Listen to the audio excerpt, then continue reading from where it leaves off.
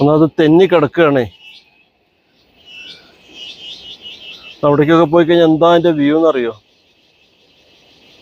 സൂപ്പറാണപ്പോ. ഇതിൻ്റെ താഴേക്കൂടെ മോനെ ഒഴുകുന്നത് ഇത്.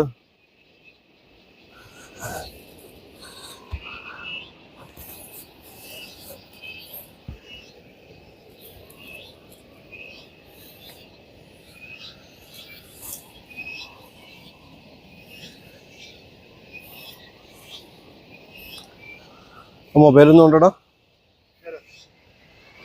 മിനിറ്റ്. ആ